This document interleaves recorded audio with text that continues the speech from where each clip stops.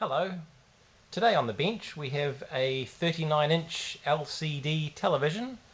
It's only about a year old, and it's a Veon brand. I'm not too sure how popular they are in other countries, but here in New Zealand they are sold by a sort of a discount store, I guess you could call it. The beauty with this one is it's also got a Freeview tuner in it, and we're all digital over here, so that's a plus. And picked it up rather cheap, so I thought, yeah, why not? As it wasn't a lot, and it'd be worth a gamble. You know, I'd end up with some spare parts, which would be quite handy if nothing else works. So yeah, been told it doesn't turn on, completely dead. So we'll plug it in and just verify that, of course. And I'm pretty sure the status LED is down in the corner there. A really weird reflection coming off the bottom of the screen. It's definitely not all warped like it is. Maybe I'll try and get a better angle on that. Right, in the corner you can see two little holes. One will be the LED, one will be the infrared receiver I'm picking. So I'm going to plug it in and just see if we even get a standby light. No standby light. She's definitely a dead one. Let's pull the back off. Here's the power board. It's very, very basic construction in this set. We have the power board there, and we have one large control board. That looks like about it at the moment. There may be another board hiding somewhere, but really don't see one. There might be one under all the metal shielding here for the LCD, but who knows. Anyway, let's focus on the power supply, as it has no standby light, so it is likely our fault is here. I was told that it has been repaired once before. I don't know what they've done. I can't see anything really outstanding at the moment. Often culprits are capacitors. They look okay. They're full of glue, so they're not they've not been replaced before. There's the odd blue one around, so I don't think, without looking underneath the soldering, that they've been replaced either, so not 100% sure what's happened here. Let's see if we can find a fuse. Don't really want to unscrew the power board just yet, so I'm going to cheat, and since we've had it plugged in, the main filter capacitor could have some charge still on it. That will tell us the fuse is okay if that's the case. So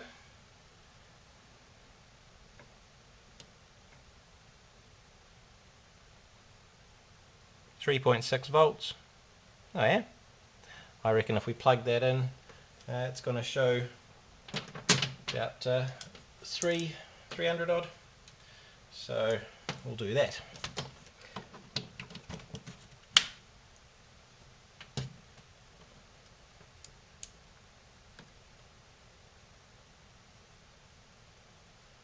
$325, so we know the fuse is working, we know the input side of things is working as far as the bridge rectifier. That's happy. So now let's see if we've got our standby voltage, and that's going to be somewhere around this plug here. There's our plug that goes out to the main board. We've got ground, power supply on, adjust, and backlight on. The adjust could be a backlight brightness adjustment. A whole bunch of other leads that are not labelled, but if we just see, interestingly, power supply on has no wire going to it. What have we got over here? Some more backlight lighting. No, that's just sort of backlight control, that one. It must be on this cable here with all the colours. Main power. Yeah, it's marked on the main board instead of the power supply. That's nice of them to leave that off. Alright, let's see if we've got power here.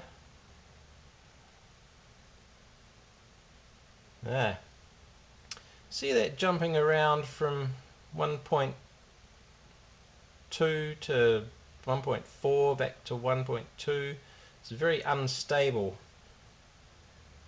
Let's try the next one beside that. That's a nothing. Next one, that looks like ground. Another one that could be ground. We've got two unused ones. That's a nothing. That's a nothing. That's a nothing. And that's a nothing. Right. Okay. One easy test we can do to prove whether it's the power supply or whether there's a short on the motherboard is just to unplug the motherboard. And that's this lead here, which is definitely removable. So we'll just flick that off. It's going to take a while to drain. Yeah, it's going to take forever to drain. Okay, we'll leave it on and I'll pull the plug out as it sits. If the power supply is okay, then that rail will come up if it's not being loaded down. So let's take another measurement. Where were we? Green and pink were the ones that were fluctuating. They are, what have we got there? 1, 2, 3, 4, 5 and 6 along. We've got nothing there. 2.3, it's a little bit of looking. Let's start from the start and run up the row, shall we? No. No. No, no, no. 2.3, I'd still expect more. No, no. And the rest were all nothing anyway. So 2.3, unless that's like an unloaded, it's not regulating.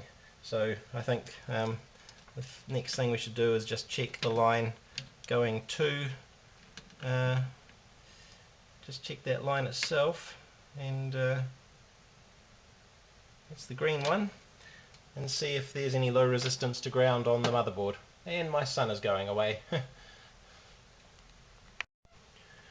Okay, what I'll do now is check resistance to ground. Anything metal, screw post, whatnot, generally ground.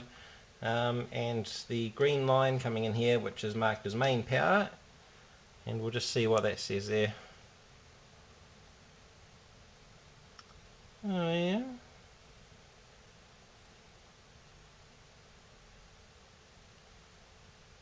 It's coming down. We're at 100k though.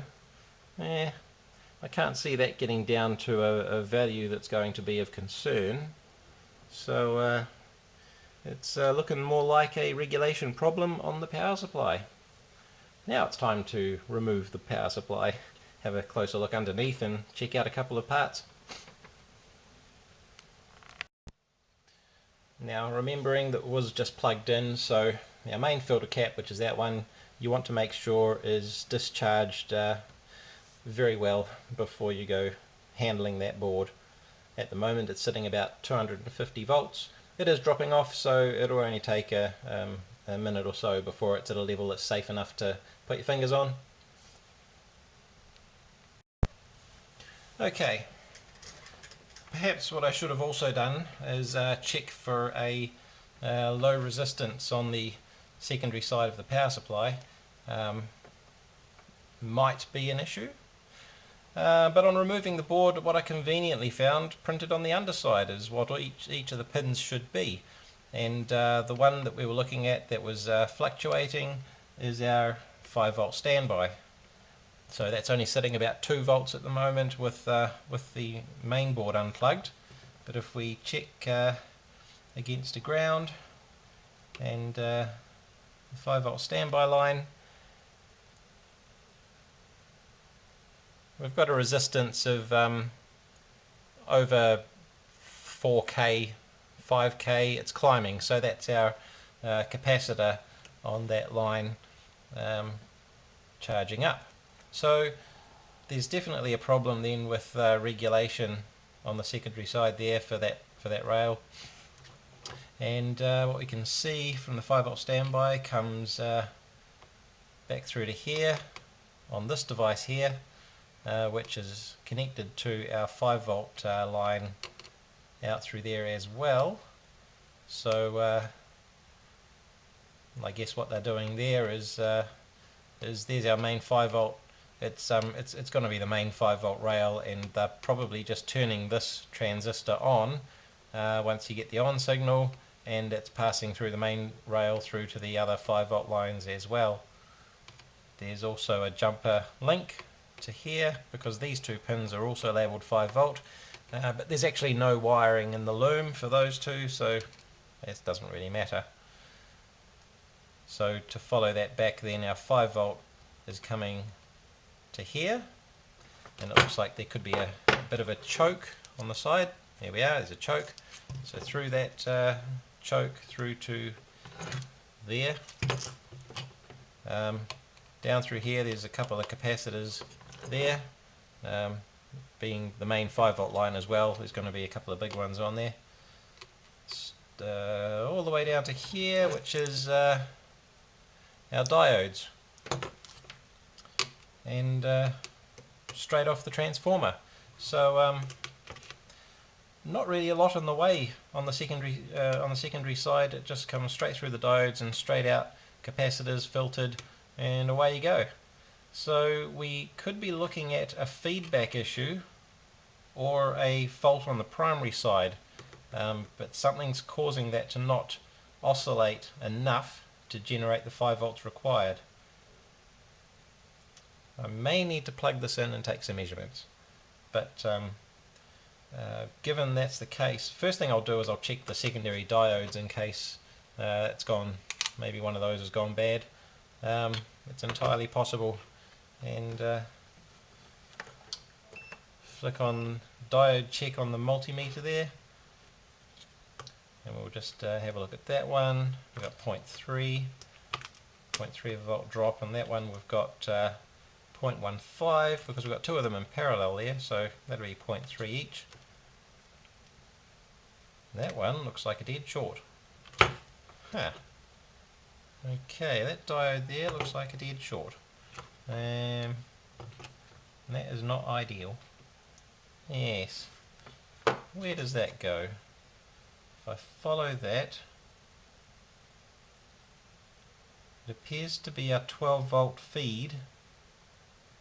Yeah.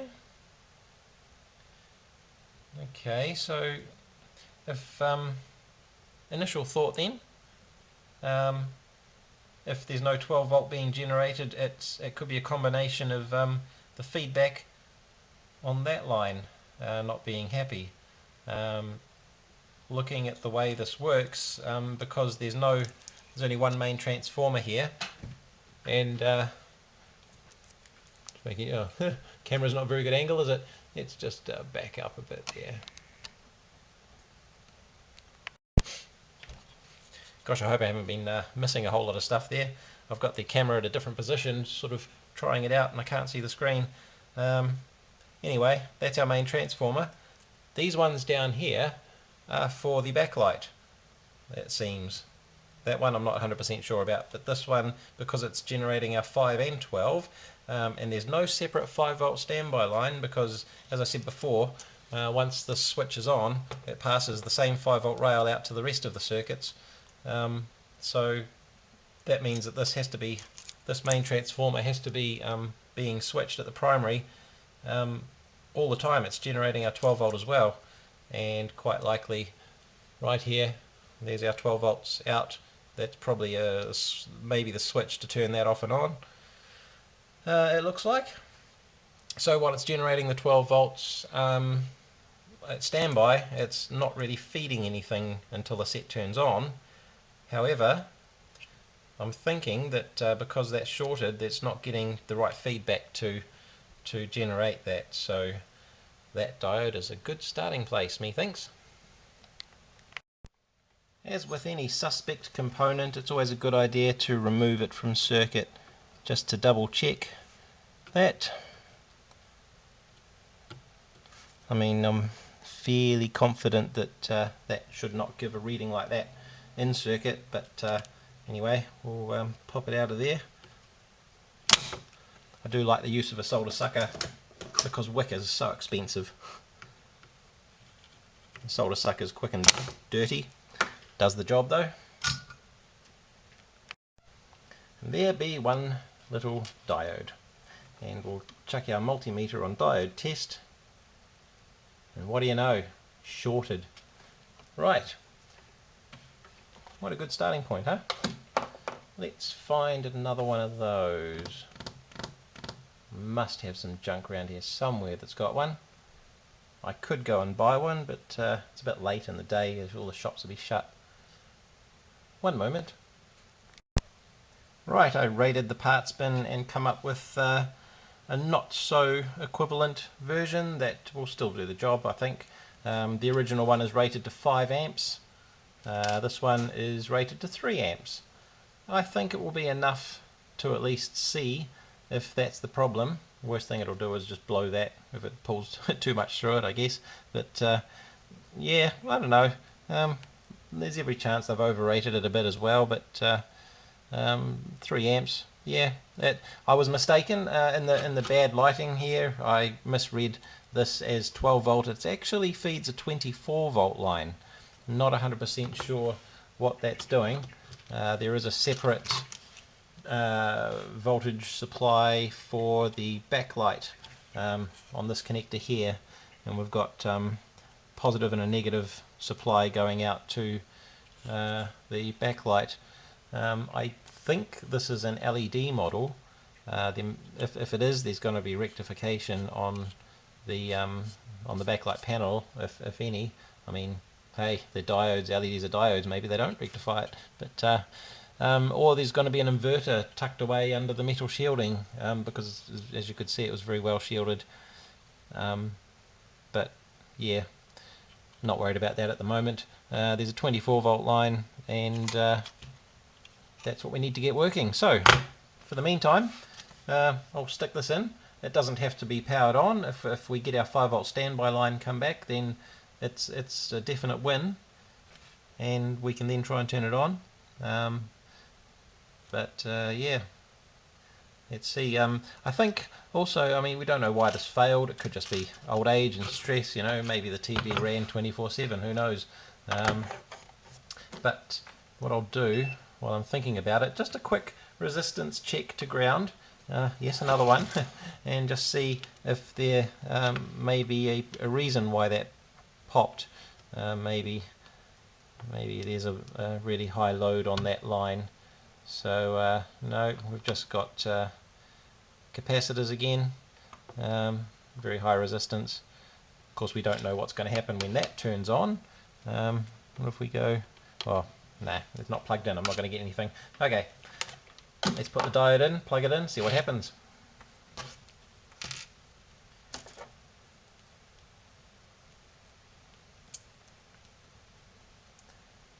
Right.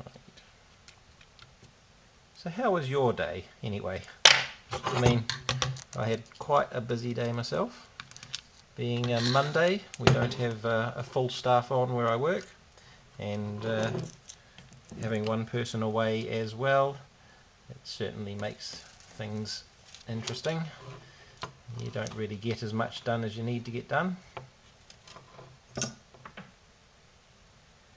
just going to tack one leg in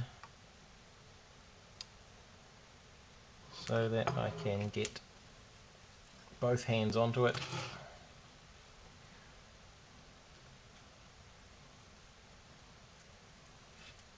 Now, who was watching? Did I put that in the right way?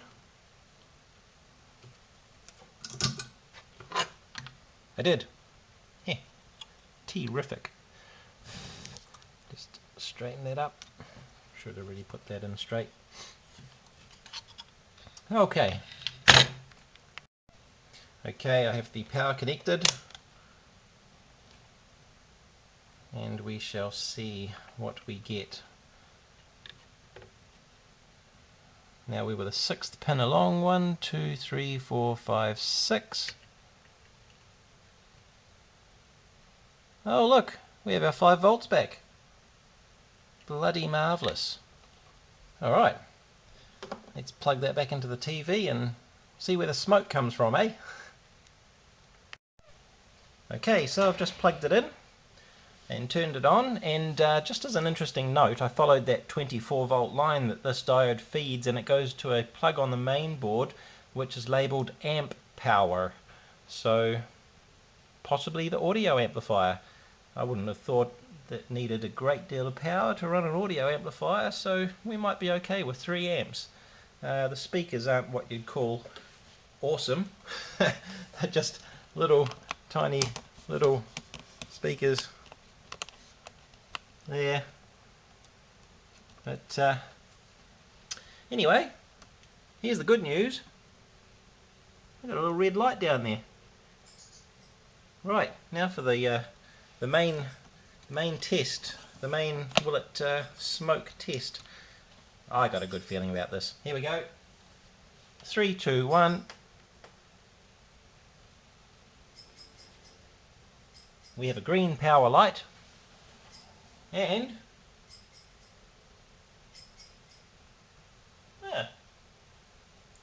I've got some information on the screen. Let's get it on the stand, or at least upright, so we can see what it's doing and make sure it looks legit. Here we go. 2, 3, 4, 5, 6, 7, 8, 9, 10. Oh yeah, how's that for a boot up time? 10 seconds before you can watch your favourite program. Right. Nay signal.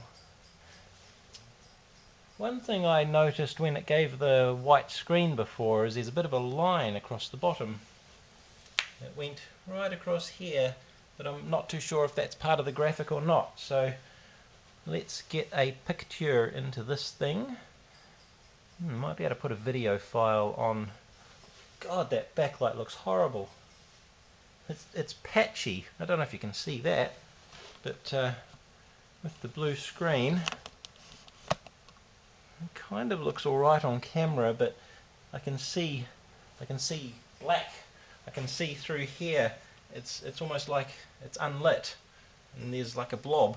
There's like you can see an arm, sort of darker patches there and there, and I'm not too sure what that's an artifact of, to be honest. But I wouldn't have thought that I'd lost one of the strips. I think this is an LED backlit. I'm pretty sure it's an LED backlit, but I do believe it's a cheap as far as quality goes. So let's get a picture onto that maybe. Well, I don't know if the LEDs have to warm up or what, but that's a lot better picture now. Might give it a bit of a tap. There could be something funny going on there.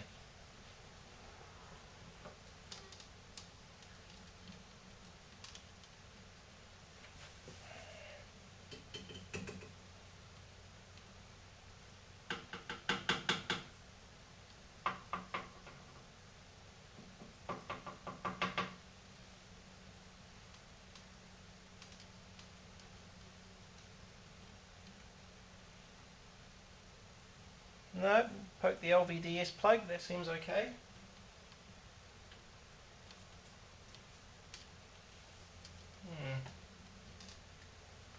I don't know, but that's so much better now.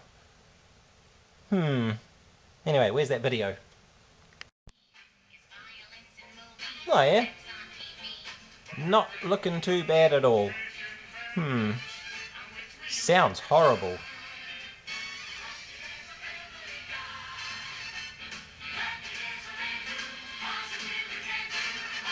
That's crap. Sounds absolute crap, but anyway, I might just check the voltage on that amp line just in case it's dropping a bit. But who knows? Looks like a fix to me anyway. Right, doesn't look too bad. I can't find the button that gives me the channel index, which is interesting. Maybe there isn't one.